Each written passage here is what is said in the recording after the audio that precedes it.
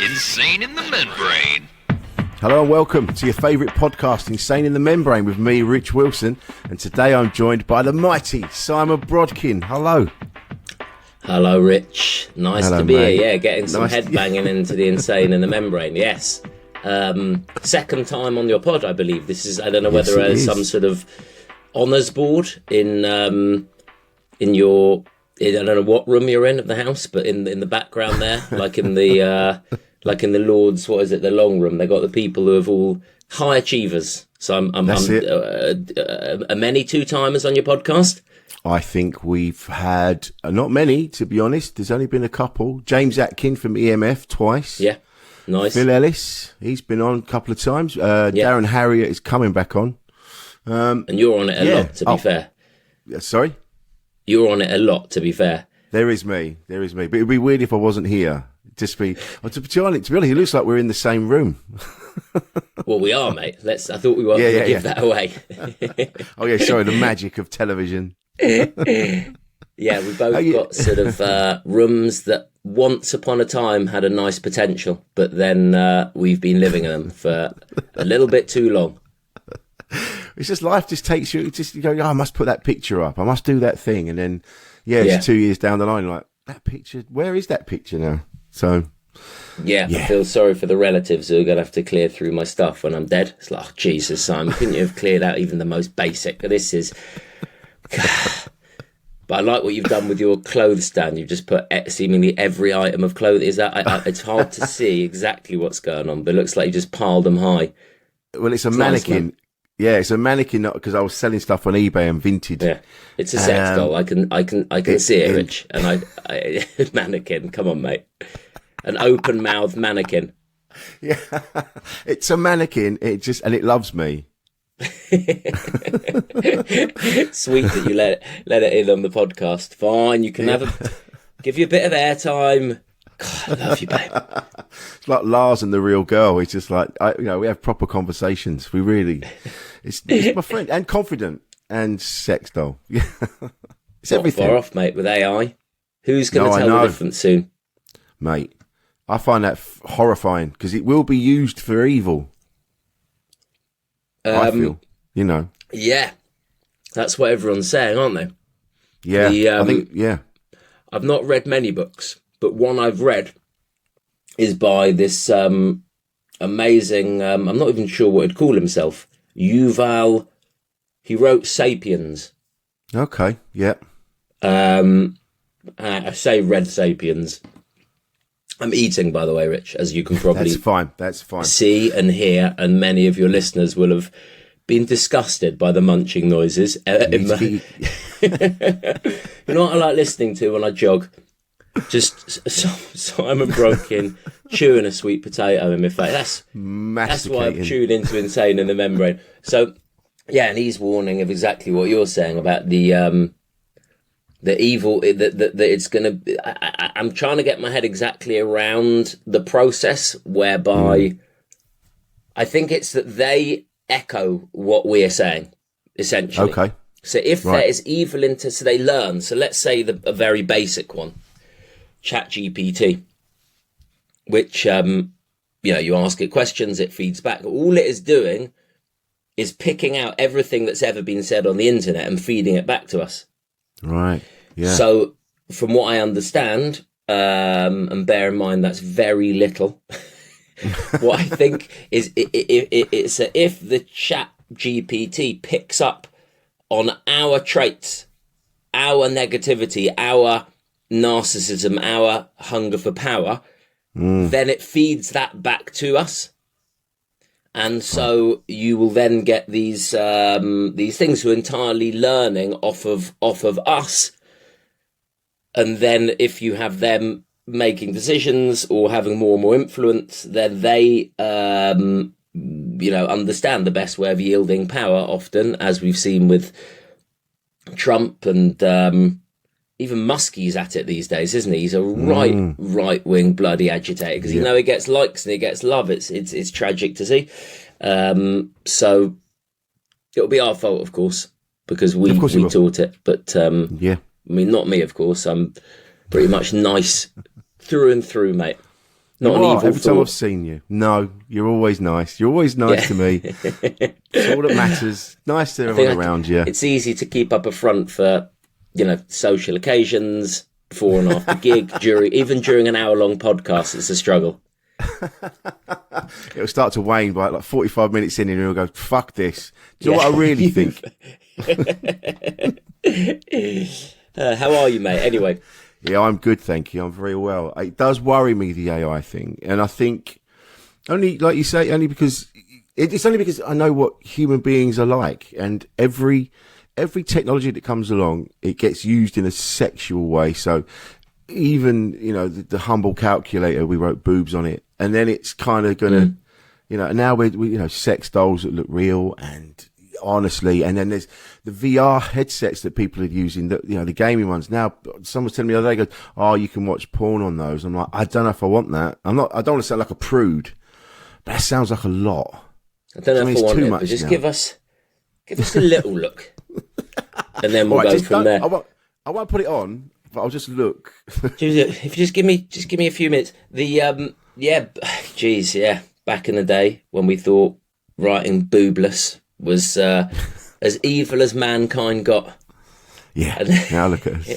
It is. It's all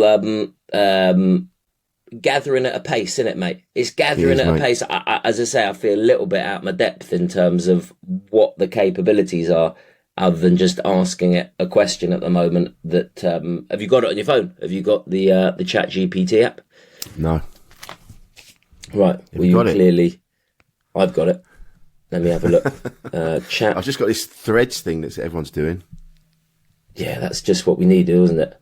Yeah, another. I thought we could really do with another social media platform. We just felt we were lacking. Right, Chat GPT. I'm on Rich Wilson's Insane in the Membrane podcast. Okay. Right. What should I say? Start simple. Wow, I don't know. No idea. Well, no, I've asked ChatGPT. I see. I thought you were asking me. I'm like, I don't know. That's exciting, he's told me, or she, it. Oh, wow. When appearing on Rich Wilson's Insane in a Membrane podcast, you can start by introducing yourself. That's clearly how little faith they have in you as the host. Like, that's the one thing the host needs to do. And the most powerful AI program on earth is telling me to do what you're... Just introduce yourself and share something interesting about your background. Well, we sort of did that with What's in My Room. And share something interesting about your background or experiences. Feel free to talk about your passions, achievements, or any unique stories you'd like to share. Right, I'm actually sort of less worried that these things are going to take over. This seems like sort of asking your auntie for some advice. I'm like, but that's gone a podcast, auntie. Well, just tell them something interesting. Oh, look, remember to be engaging, authentic, and enjoy the conversation. Well, there we are. There we are. We watched the films where the Terminator comes back, it's come back to, because... it needs to do whatever it needs to do, and it's nothing like that at all. It's going to be Arnold Schwarzenegger coming back with just telling you to be just be interested, mate. Just introduce yourself. I'll be back with some more passions and unique stories to share. Be authentic. Yeah, this is really me. Well, I'm less worried now. I think we can all chill out. Yeah. I think we're all right for a while. I think we're all good. I did actually ask it to write some gags, obviously. That's the first thing you do. Because different jobs, I mean, and it won't write them. It says, "I'm sorry, I've been programmed not to insult anyone." Wow. Right, that's pretty much all I've been programmed to do. Brilliant. We clearly don't have overlapping skills. I think I'll be all right for a while, if that's the case. But have you seen that music is AI music is eligible for I think it's for like songwriting. I think music is eligible for awards, like whatever awards they are, but it's actual songwriting by AI isn't, or something like that. Oh, really? Yeah. I wonder who's going to collect it. Yeah. Henry the Hoover just rocks up. Brilliant. Oh, it's so emotional. He really nailed it. He really nailed that, didn't he, Henry? Well done. Oh, he really. That's interesting, actually. That's a great call. Because ChatGPT, this nebulous thing on your phone, what better face to give it to than Henry? Yeah, he's always in a good mood. Doesn't matter what you throw at him. Doesn't matter what you get him to do.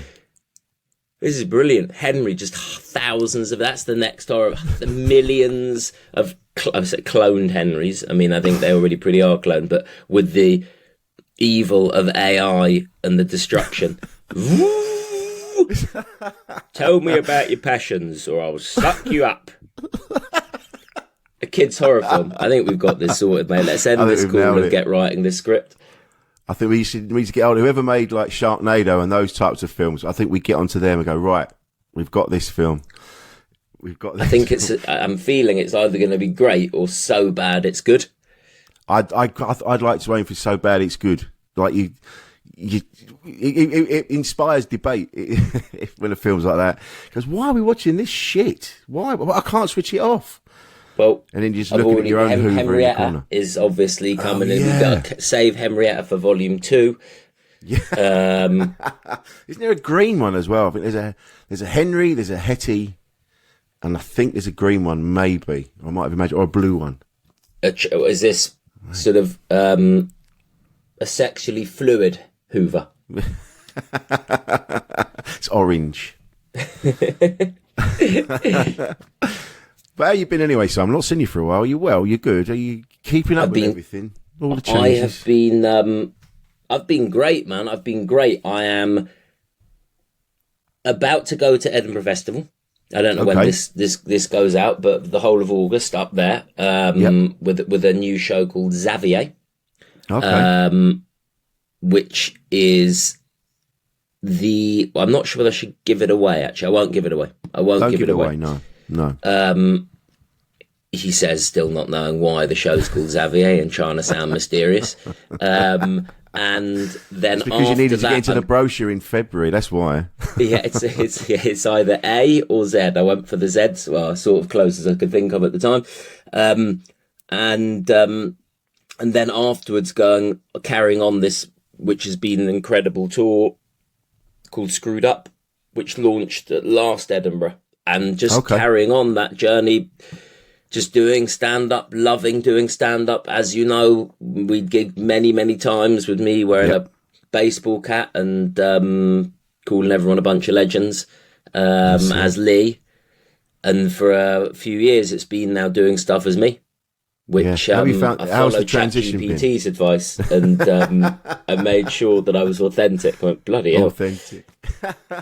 How's the transition been? Because I remember when you first started to do stand-up as yourself, and you could see that it was like all the stuff and you didn't want to even go anywhere near anything that was anything like Lee. You were sort of like, you were reborn, reimagined. And how's the transition been? 2 years later, I'm getting out all his old scripts, changing the accent, and just it's really, really cool. I don't want to talk. I don't want to sound too much like I'm in some sort of cult, in terms of it's great and amazing, and I feel exciting, but it is sort of all those things for me. I've sort of the art of stand-up, which Lee was sort of a part of, but sort of a little bit of a. I'm sure people looked at that and thought, you're cheating, man, that's not stand-up. But I didn't really know much about stand-up. I didn't really, it wasn't like I'd studied the art form. I was just funny, and then always did funny characters, and then that was just one character that I did. So it's the ability to be able to talk about your own life, their own things, you know, the things that really, as ChatGPT is actually bang on, your own passions, your own authentic, enjoy the conversation, all those things actually bang on. But there's this purity to stand up and to be able to get up there and yeah, just talk about the real things that matter, the real things that obviously you've got to be funny about them. I mean, otherwise it's just an incredibly dull TED talk from someone who doesn't know much. Which you'll be amazed at how much goes on the cutting room floor, right? You think this is bloody brilliant. Try out in some club. It turns out it's just mildly interesting to not many people and not that funny. But yeah, in Screwed Up, it's talking about, I might have mentioned this, it's talking about, it follows me sort of having a moment of being a little bit overwhelmed with everything, a little bit. I say in the show, I was talking to my wife and I said I've arranged for the two of us to go away for the weekend, just the two of us. And she said, "Brilliant, what's the plan with the kids?" And I was like, "Oh shit, you know, I forgot we had kids." And it was just me being more and more all over the place in everything I was doing. And then getting the ADHD diagnosis after that. Right. And and I don't want to talk too much about the ADHD, you know, because it feels like a lot of comics have talked about ADHD. Which is because it's just the most self-selecting job for ADHD. My mum's hilarious with it all though, because she's old school. Why wouldn't she be? She's my mum. Be weird if she was. Be weird if she was cutting edge, wouldn't it? And she's sort of fairly dismissive about anyone's mental health concerns, as a lot of people of that generation are. So my dad's brilliant with that. He's properly dismissive. He's, "Oh, come on! If you really wanted to be organised, you could." It's just, I think he'd tell someone with depression, "Oh, just bloody cheer up. Pull your socks up. Come on. You can pull your socks up." So, and so whenever there's another comedian who has some article or anything about ADHD, she'll phone me up and go, dear, I see Shappy Core Sandy's now saying that she's got ADHD as well." Like, she said she had this years ago. This is a big part of people's lives, a big thing. Whatever, fine. You just think it's just brilliant. It's just brilliant. Every article on it, another bloody person's got it. So luckily she didn't see the show too many times. Otherwise she, oh, come on, Simon, stop yabbering on about this. For everyone, it's not a thing. It's not a thing. So Mum, please, I won't bang on about it. Yeah, what was that, Rich? What's that? Yeah, Mum, I'm working. Mum, please sit down. Exactly. But in short, it's a big part of my life and a big part of what has made me understand myself, and it all feeds in with the being able to, you know, open up and talk about genuine things on stage and talking about what makes you tick, getting to know what you're all about. That's what that show is and was and is about to have a whole load of more dates in from September onwards. Excellent. Yeah, which is really cool, man. That's great, man. And with your, do you feel now? Because obviously, up until this point, we won't go on about it too much, but up until you got your diagnosis, was there time? Because you just walked around going, "Why the fuck am I like this? Why, you know, like with that arranging a weekend away and forgetting to sort the kids out." It's like, it must be a stack of things. And then you go, why am I like this? Why can't I just focus on this one thing? That's one of the joys about finding out. Because it's like, that's why I'm a complete tosser in so many situations. I get it now. Yeah. I'm not a tosser. Well, I sort of am, but there's a reason why.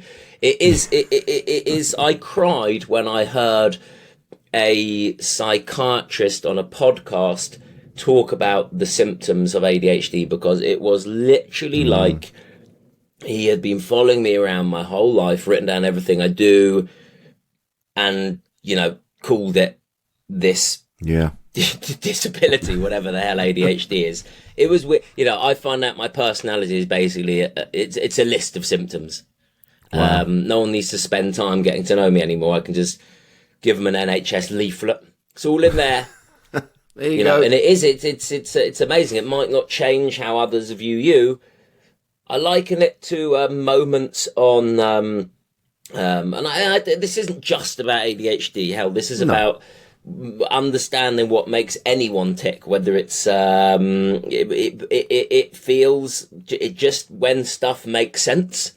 And you look back and you go, "Oh, I get myself now." And it's comforting, and it's as I say, I liken it to the moment. Those "Who Do You Think You Are" shows where they go back and people are in tears. Oh my God, my great uncle was half French, half German, and the 15th in line to the Swiss bloody throne, and they're like in tears, and you're looking, going, "Dude, what's it? Who cares?" But somehow. There's something in humans that we like to understand ourselves, and when we make sense more, it all feels right, and nothing can come close, I think, to that moment of realizing, because ADHD, because it affects all of your brain, all of your behaviors are then influenced by it. So it's not just one aspect. Oh, I get why I feel down in that. So I understand why I'm. It's constant. It's about how you eat and how you interact and how you are organized and how you behave and how you socialize and what you think of yourself. And it's just across the board, whoa moment. Yeah. Did you find it difficult studying? Because you're a doctor before you studied to be a doctor before this, before you were a comedian. I love the way you struggled to say that. You were says I here, can't remember Simon, what it was. Doctor, I just can't believe that to be true, but I'm just going to go with what the lies you've put out. You were a doctor. Was. Yeah, it is amazing, isn't it? When I look back at the studying I did, I mean, I had to sort of work, because it's weird, because people tell you, "Oh, you're intelligent," but then you sort of go, "Well, why am I having to work twice as hard and spend twice as long?" My mates would sit on their bed just looking at in university, just reading the medical books, and that would be it in. And I locked myself in my room, padlocks so I don't get distracted, post-it notes everywhere with little scrawls and diagrams, and it's because you've got something weighing you down the whole time, which is your brain. And I can't speak for everyone with ADHD. My brain had a harder time to focus and to pick up knowledge and it's pretty cool that a few resits here and there, a few threats to be booted out the university. In fact, I saw a very funny letter from the university. Apparently I tried to give in one of the main bits of coursework that you have to give in, and obviously I was like 2 minutes late for the deadline or something, which tends to happen with ADHD. I mean, 2 minutes is probably a record earliness for me. So, and apparently I'd kicked up a bit of a fuss about, please, come on, let me please just hand the thing in. I can see the pile of papers there, just let me add it to the thing. And there was a very funny letter just saying how they'd never quite seen behaviour like that at the medical faculty, and we need you to resit the whole thing, threatening to boot me out. I mean, I say funny, it's funny now. At the time, not at the time. Not at the time. But what's interesting is now, and greatly so, people with these different things are allowed the time, allowed the space, allowed the help. Yeah. Like that back then, Rich. Oh, yeah. You did it the hard way, mate. You did it the hard way. But I'm the same with that. I can't. I've said this a couple of times on here. I'll be sat reading books, and suddenly I'm like 5 pages along, and none of it's gone in. I've been thinking about something else. That's why I love audiobooks. They've changed my life, because I could just have it on when I'm doing something else. Yeah, I know how you feel. To be honest with you, I actually struggle with audiobooks as well. Oh, really? Yeah. I'm a sort of a word an hour man. The ADHD audiobook, and let's leave it there, guys. I'll see you tomorrow. Yeah, I've sat there and tried to soak things in. It's hard, isn't it? You feel like a bit of an idiot because that just inability to retain that stuff. I'm talking about this in my Edinburgh show, actually, and how I say I just don't have enough headspace for anything other than me. You know, I'd read the complete works of Simon. Yeah. You know, To Kill a Mocking Simon, Harry Potter and the Chamber of Simons. Catcher in the Simon. Yeah. In fact, I've never learnt so much about books as I did when I was researching that joke. Yeah. Because I had to come up with about eight different book titles. Bloody hell, right?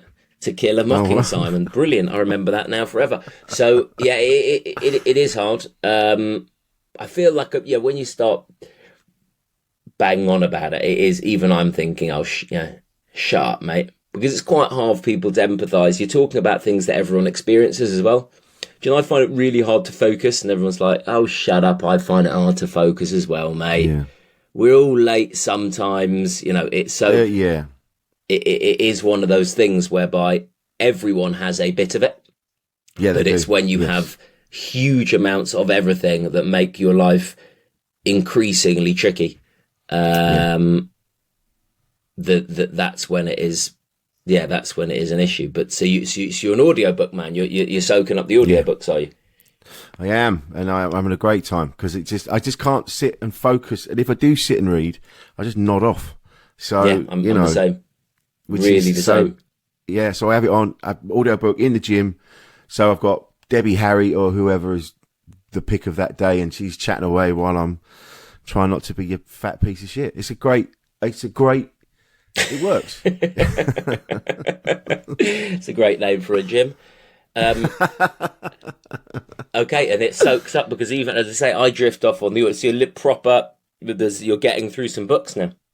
I think if I'm doing something else, then it will go in. So try reading at the same time. yeah, but then I nod off and I crash the car.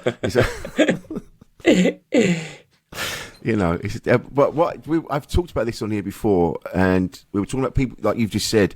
Everybody's got a bit of it. Everyone's got a bit of something. We're all a bit unorganised now and again, or we all have issues. But there's a lot of people that have kind of like mild symptoms that are trying to make it like it's a massive thing. And I'm not taking away from those people, but then you've got the other end where, like yourself, where you've got you debilitating. It was debilitating for you before you got the diagnosis. You were just going, "What? I'm bumbling around doing my best, and everything's fucking hard." Yeah, I mean the post-it notes is the funniest. And that's when that's when it was emotional because when I heard.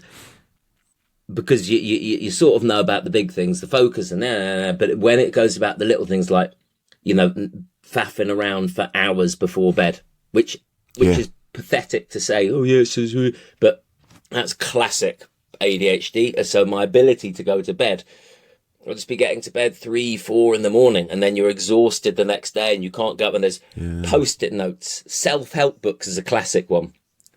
Because I mean, obviously not that I read them, but I bought a good few because people with ADHD tend to know there's something wrong, there's something that needs improving. Yeah. And so you're fishing all the time, and post-it notes just covering everything. I pulled most of them down because I put them up and then just forget I've written. To-do lists everywhere, hundreds of to-do lists. None of them ever get to done, but lots to do.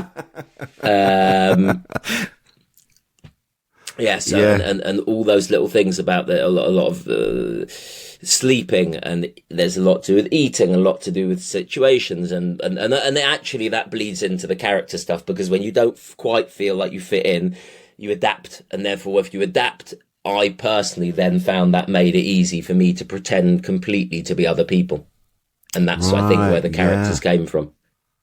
That's really interesting, actually. It's like Noel Faulkner that used to own the Comedy Cafe in Shoreditch. And I don't know if you ever met him. Yeah, and he had the twitchy Tourette, so he was always moving. But then when he was on stage, because he actually did a whole show called Shake, Rattle and Roll, which was one of the best titles ever. And when he was on stage performing, he wasn't twitching, he wasn't doing the things because he was focused on this other thing. Which is a nightmare for a show. Yeah. Yeah. You got to believe me, all right? See me after the show. Like, he was doing it a bit, but not as much, because he was really focusing on remembering the story, remembering the words, and which was really interesting. And that's interesting as well. Like when you, becoming somebody else. Yeah, I've not thought of it like that way before. And what was lovely, go on. No, you go on, Rich. No, go on. Well, because you know that you don't. Okay, look, everyone wants to. There's not many people who are happy to not fit in. I'd say it's a sort of animal basic instinct to want to fit in with the pack. Yeah. So if you're a kid at school and you know you have slightly different rhythm, different outlook, different way of doing and thinking, then the tendency then is to shift that. So you do fit in. Yes. But of course, that's not what ChatGPT is suggesting and being authentic. You are doing the opposite because you're wanting to be accepted. So it makes for pretty uncomfortable being because you're always shifting, and then you can shift. I used to sort of have a different vibe for different groups of mates, you know. Okay, yeah. Because I'd know that those group would like this sort of vibe, and this group have that, and you'd adapt yourself a little bit. Right. Which actually reminds me of, just a little aside, one of the funniest, cutest things. My son, when he was at primary school, I can't remember, the teachers, they were talking about what people's dads do, and then the teacher said, "Does anyone know what my son's dad does?" And one of the kids put his hands up and go, "Yes, he's a chameleon." Which actually, in hindsight, there's some wisdom in there as I changed from person to person. But yeah, so I just always love that chameleon, professional chameleon, mate. So yeah, you adapt and you change, and therefore you sort of have. I felt an ability to wear different hats and inhabit different things, and you're probably looking at people more and seeing what they do in order for them to fit in or be like them, because they seem to be popular or they seem to be happy. So you become a sort of master manipulator, and then that helps, I guess, with the characters. Yeah. And it worked really well because having been in the audience for Lee, we did a gig in, I can't remember, New Malden, I think it was. And then I sat at the back with everybody, and they genuinely they would believe Lee was a real person. That's how good. That's why the character took off, I guess, because everyone was like, they could see themselves in him. Their little brother was Lee. Their cousin was Lee. It really hit such a rich vein of recognition with people. They were like, "Oh yeah, that's my mate. That's Lee. Lee's one of us." Yeah, and so it must have been really hard to just to kind of not turn your back on him, but it must have been really difficult because he was so successful and had such a massive audience. It must have been difficult for you to go, right, I'm gonna probably change this now, and I'm gonna change it. And it must have been hard to make that decision. Yeah, man, that was the hardest thing I've ever done. I'm not sure that's a damning indictment of my parenting. No. Maybe I'm not quite doing it right if the hardest thing I've done is not bringing up a kid. But I imagine my wife's probably doing the bulk of it, to be fair, because she doesn't half bang on about how hard it is. I'm like, it's easy, mate. Come on. You should have seen me. I went from characters to straight stand-up, yeah? Then talk to me about giving birth love, all right? Did you see what I did with the head of the FA? That's not easy, babe. Yeah, you try getting through that security. Yeah, the hospital let you in and allowed you pain relief, all right? None of that. Anyway, what do you want me to sign? I'll sign the umbilical for you. I've got to go.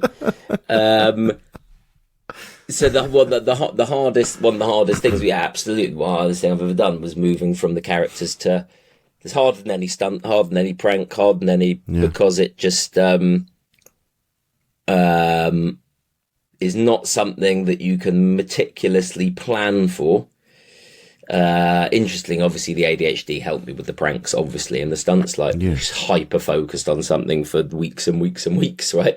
Yeah. And the breaking away is really, really hard. Every instinct, every part of you is like getting on stage, and I know exactly how to do this because it was success, it was winning, it was working, but I just knew, I don't know why, from within, I just wanted it, needed it to change. So yeah, the hardest nights were like places like the Comedy Store would have me along, you know, because I'd always smash it there as Lee, and they're lovely there, and they'd say, come along, do 10 minutes, whatever, have a little play around, and you'll get on. Obviously, it's how many people in there, 400 or whatever, and they'd see you and you'd get on stage, and you know, a lot of people would know who you were, and that's the guy off the telly, and then you'd be there and you'd be talking and acting like an open spot, you know. And that's hard to do. That's hard to do. That's like, asking who's Ronaldo to start playing in goal. Do you know what I mean? Or someone to start. It's like, he's meant to be amazing. Why is he rubbish at football suddenly? But it's not. It's a different aspect of the same game. Yes. And those were the hard nights where you just go, oh my God. I think low point was Pizza Express have that jazz. Pizza Express have got that one fancy jazz venue in the centre of town, and they do comedy there sometimes. And I had my manager came along, and he hadn't really seen it as Lee. He wanted me to carry on as Lee. Why not carry it? What are you talking about? This is working. So I'm like, I really need to do this. Think this is the right thing. I think this is the best thing for the future. And then he'd come along to the Pizza Express in town. It was not a large crowd, and I just tanked because it's hard, especially when nights are hard. That's when you need to be the most skilled. You know, it's actually a lot easier. I always say this to people in the dressing room at the Comedy Store, looking a little bit nervous about doing their first 10 in the store.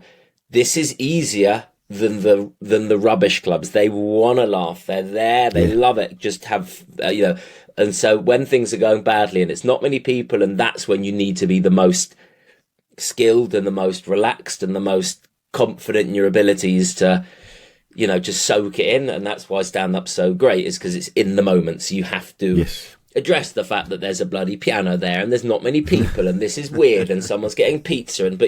When you are newer, and I was newer, even though I'd been doing it for years, you're just like, I'm just going to say the script, and it doesn't work. It's like, what are you doing? You have to. And so I tanked, and I remember he said to me, something like, I wouldn't give up. Oh, thanks, mate. That's what you want from the manager, the person who's meant to back you more than anything in the world. Go, well, personally, I wouldn't give up. I mean, it's obviously up to you. And of course, you couldn't deviate from, because you'd made your mind up what you were going to do that night. You'd gone, I saw you outside the box in Kingston. You were emceeing, and you actually said, I know when I've done Lee does a lot of crowd work. I'm not doing that. I'm going to do this. And you kind of, whether that's because of your ADHD or whatever it is, you've kind of gone, this is what I'm doing tonight. And so when it doesn't go very well, when you were just relearning and restarting, if it wasn't going very well, you couldn't go back to what you were doing because you would have gone, no, I'm doing this now. Yes. Well, I think at first you try and have rules for yourself.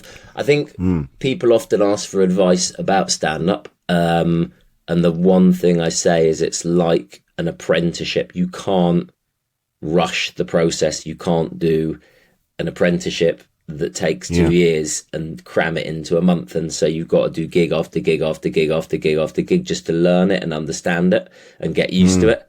And so at first everyone's looking for the rules, and this is what I have to do this, and that sounds like that night. That's exactly what I was doing. I was like, I'm not going to do this. I am going to do this. And partly because you're just not, you have to be comfortable within your own skin to do crowd work, because it was always easy as Lee, because I knew exactly who I was pretending to be. So it was always, I had the person mapped out already. But that's why it's so hard to do yourself, because, well, okay, what do I think? How do I, what? And what interesting when obviously I do crowd work now as myself, and I absolutely love it. But something that took me a while to change was with Lee. I was pretty damn harsh, in a funny way, but he's sort of operating almost in a parallel world of what you can get away with. I mean, look at the pub landlord for a genius example of his crowd work and what he does. If you did that close to some of the stuff he does as himself out of character, it'd probably have some people demanding a refund and a bill for the dry cleaning because they got beer poured all over them. But when it's with Al and you're feeling it and he's there and the pub landlord, cover me in beer, mate, love it. Yeah. So and you can get away with, I think, more as a character because there's sort of a different set of rules. And so I was a lot harsher with Lee. I'll be really rip the piss. And part of that was probably because I was scared that I'd be found out. So quickly crush them before they get back to you, Crush Take the nick out of someone's stripy t-shirt, out of their beard, out of whatever. Just do it. Yeah. And that was weird because I was like, hang on, I'm doing this crowd work and I'm saying some similar things to what Lee would say. Yeah. At first, why are people going, ooh? It's because I'm a real person and real people don't speak like that unless they're unless they're horrible. Yes. So learning all that again and all that. But the good thing now, the thought of pretending to be someone else on stage, it feels weird. That's the cool thing. Do you think the stunts helped you with the transition? Because it became, Lee was massive. And then, like you say, you'd always done characters like, Jason Bent and people like that. Do you think that the stunts helped you? Because people were like, isn't that the bloke? Isn't that the fella that was Lee Nelson? Isn't that Lee Nelson doing that? Which kind of did it help you with the transition? The stunts did help because it made me think, you can do this without a character. So obviously if everything you do previously where you've got a laugh has been by pretending to be someone else. Yeah. The stunts were the sort of hybrid because let's say the P45 giving it to Theresa May at the Tory party conference, right? Well, I was a bit of a character, but I was basically just being a sort of posh Tory, aide. It wasn't like there was some huge character. And so you go, hang on, that's actually not, that's me really, isn't it? You've got to convince yourself that I'm capable of doing this. Hang on. And then a lot of the time actually with some of the crowd workers, Lee, there'd be answers that I was going, now Lee Nelson is not capable of coming up with that. That's no. I know this sounds weird. You go, of course not. It's you writing it. But when you're on stage and you're interacting, you're going, oh, this is actually my brain. It's not coming back and me then filtering it exactly through Lee and spitting it out. Some of it is just me in the moment going, hang on, this is crazy. You can do this. But thinking you can do it and doing it are two very different things. But the stunts definitely did help because I was like, hang on, I'm more versatile. I can do these things. I am able to, ditch basically the characterizations in order to be funny. Yeah. And it worked. Because Lee wouldn't have been able to get into the Tory conference. Lee wouldn't have known what the Tory conference was. Yeah, you what, mate? What's going on here? All these old people. Come on. Yeah, where you all going? Yeah. Come on, where's the after party? Let's go. Exactly. And that, I think that's why when you asked me at the beginning, how's it going? And I was like, I don't want to sound like I'm enjoying myself too much, but it does feel great to be able to go, no, this is me. This is cool. I'm able to, I've got this.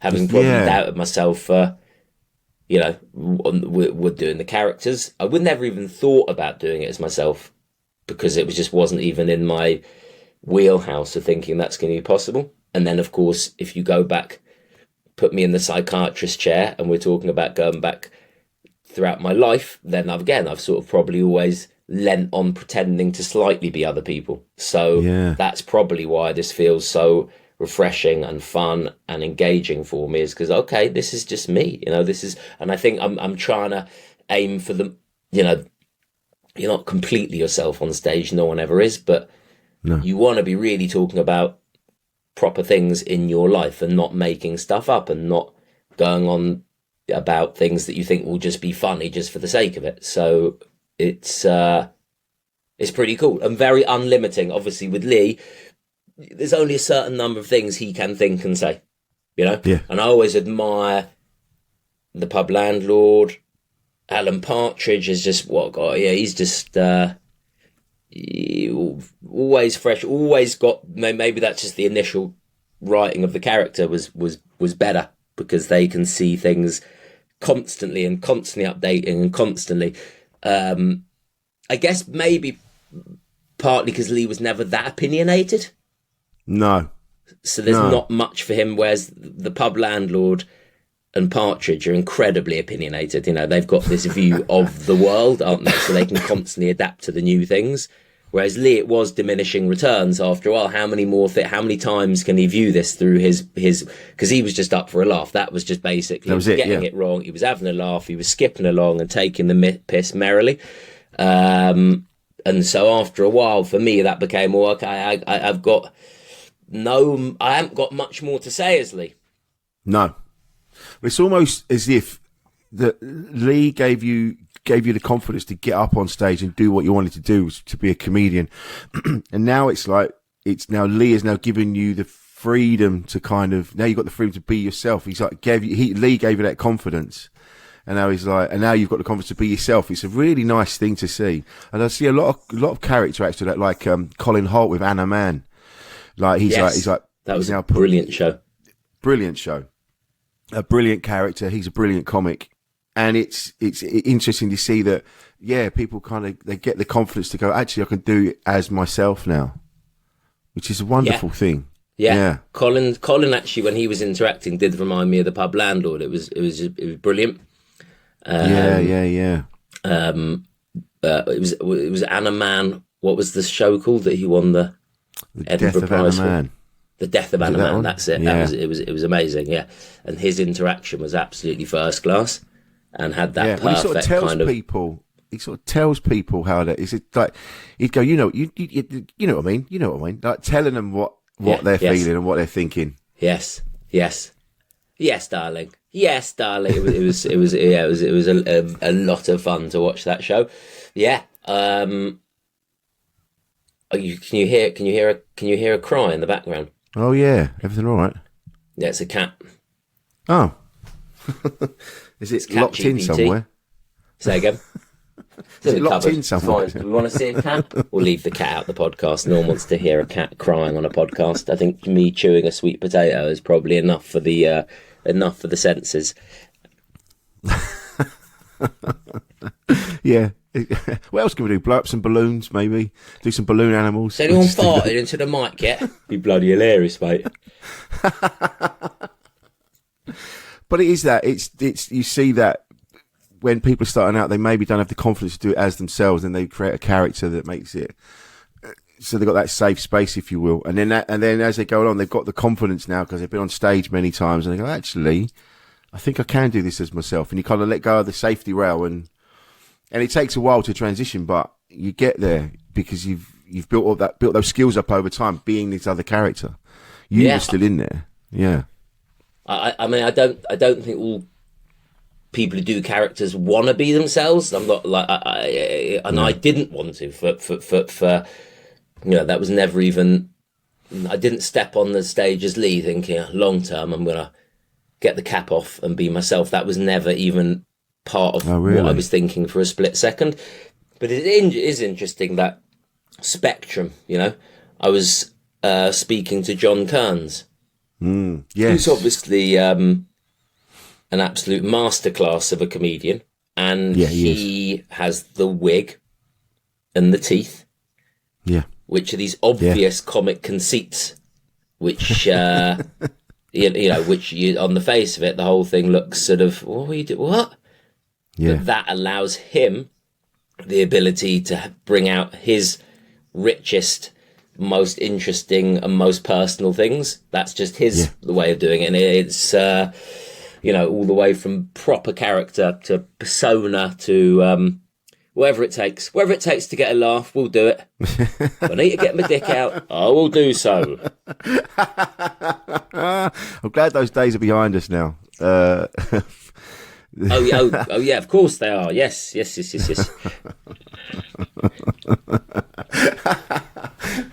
Just like to clarify. I've got my dick out now. This is how I do this. Who hasn't, mate? Who wants to do a podcast in the summer without their dick out? It's you know what, people today, insane the membrane, they're just going to talk about having their dicks out. Well, no, actually, because this is way toward the end of our conversation. Thank you. This is it. Yeah. And we've only now informed the listeners. I said I could take about 45 minutes before my real nature came out, and what you know, pretty much clockwork. I'm now talking about getting my dick out. Brilliant. We've been winning the pooing this whole time. Post-it notes all over. Don't mention your dick. Don't mention your dick. Don't. Then he took them all down and went, fuck it, I'm going to be authentic. Yeah. That's what ChatGPT told me. Get your dick out. So you do in Edinburgh, and then what happens then? You're going to take it on tour like you did with the show? I'm doing Edinburgh, and I'm excited about Edinburgh because this is the best space I've played, and it's at 8:30, and it feels like years and years of going up. And this feels like, I'm getting the rewards here. This is excellent, a great space at a great time. Don't shout it too loudly, but I think there is air conditioning in my room. What? That's right. Yeah. No. If people haven't been to Edinburgh, they're sort of thinking, what are you talking about? Well, that sounds like there's comedy shows, great comedians doing. People think you're probably stepping into these beautiful Victorian theatres, you know, and public safe announcements. The performance is about to begin. Please, no, there's none of that. You are crammed in rooms, in cars, in cupboards, in bars, in anything. It's just comedy in every space in Edinburgh. And although Edinburgh thankfully never gets above 22 degrees, somehow most rooms never get below 32 degrees for the whole of the festival. It's quite amazing. So to have a place with actual air conditioning and proper raked seating, it's like, bloody hell, mate. Little bit fancy. Mate. It's weird, isn't it? Because it just makes it so horrible for the... I get it, it's expensive, so putting air conditioning is but it's not a nice watching the shows a lot when it gets hot, and it's like, oh man. Yeah, it's just, you see people fanning themselves with the flyer. Yes. And you're like, I know they are, and they're trying. They're like, I'm really trying to enjoy this, but I am being boiled alive in my own jeans. Yes. I can see rows 3 and 4 are stuck together. It's going to be hard for you to enjoy this performance. Like guys, you left a bag of Haribo in the car. Yeah. Oh dear. Yeah, they should make it open air, really, shouldn't they? Or sort of like marqueed, but I don't know. Anyway, it's great. So I'm buzzing about going up there. Still working on the show exactly, but that again is always exciting. The sort of the new, and trying to come up with that. I got a preview tonight. Previews all over the place. We're warming up, and then after that, the tour called Screwed Up continues, because that added a load of extra dates. So I'm going to Europe. Lovely. Yeah, which is really cool. And this tour is going to be bigger than I have ever done as Lee. So wow. Wise words by my manager to think about not giving up. Yeah. I like the intonation. Is kind of like, well, don't give up. Don't give up. I don't. Yeah. Well, don't. I mean, yeah. Don't give up. It's like the least convincing. Yeah, no, I do think you look nice in the outfit. Yeah. So, and then after that, like, I don't know, 30 dates or whatever. Around the UK, and then I think, it's pretty cool. I think we're hopefully going to be announcing.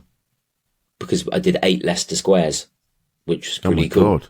Yeah, man. Did you get a plaque? I mean, just in the square, you understand. Just everyone, come on, get out of Legoland, out of M&M World, because let me tell you about me, mate. Wait, mate, can you turn it down a bit? Yeah, I know. Yes, I know. Yeah, you're a great guitarist, mate. But I've got shit to say. I love the break dancing. Just give me 5 minutes, please, mate. Although that's how the Pushing top them out of the way. you've got a barge. That's how the Top Secret crew started, isn't it? Mark was a street performer, and then they set up. Oh, Top really? Secret, Top Secret, yeah. That's why at the end of the show they do the bucket shows. He's absolute genius because the way they work it. A lot of the shows during the week they don't charge to get in, and then afterwards you go give what you can, and he's like absolute masterclass because that's obviously no one charges to get into the actual Leicester Square, but you got to get them giving you money after. So yeah, did 8 shows, Leicester Square Theatre, and then hopefully about to announce a big London show. Fantastic. As part of that second leg. So yes, really, really fun, really enjoying myself.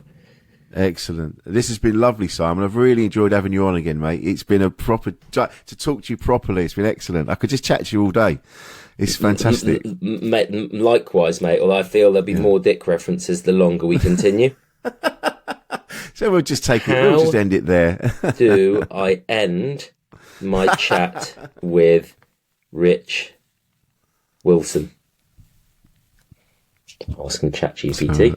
He's taking his time to end your chat with Rich Wilson on the Insane in Your Membrane podcast. You can express your gratitude for the opportunity to be on the show. Well, hang on. And the previous advice, it said be authentic. Thank Rich for the conversation and his time. This is just brilliant. Makes you realise just, oh God, everyone does do this at the end of the podcast. Mentioning how enjoyable and insightful it was. Wow. ChatGPT is an incredible master manipulator. You can also express your excitement to listen to future episodes. As we've already discussed the Book of Simon. Yeah, I'll listen to this episode over and over again. And my previous one I was on. And wish Rich continued success with the podcast. Ending, are you ready for it? On a positive note that will leave a good impression. Rich, excellent. I bloody love you.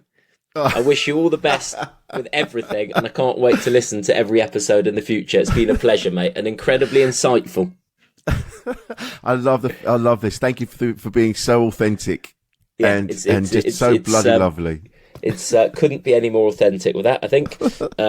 No, seriously, it has been. No, I'm about to say no. Seriously, now I will say what everything's that said, but in a slightly different tone. No, seriously, it has been great, and thanks for your insight. And I'm looking forward to listening to all the future podcasts. And it's always a pleasure, mate. I don't see you on the circuit as much, and I'll be. Hope to. Are you touring? Are you circuiting? Are you podcasting? Are you circuiting, podcasting, running around, putting a show together? No Edinburgh this year. Working on other things. My wife's pregnant, so we're having a baby in December. So that kind of takes, a couple of swimmers left in the tank, mate. Listen, love, if you thought this was hard, Simon went from characters to himself, all right? So just carry on with the breastfeeding if you can, please, all right? And breathe. Let me tell you about Simon Brodkin, honestly. Simon, this has been amazing. Thank you so much, mate. Likewise, mate. This has been Insane in the Membrane. I've been Rich Wilson. This has been the wonderful Simon Brodkin, and we'll see you next time. Insane in the Membrane.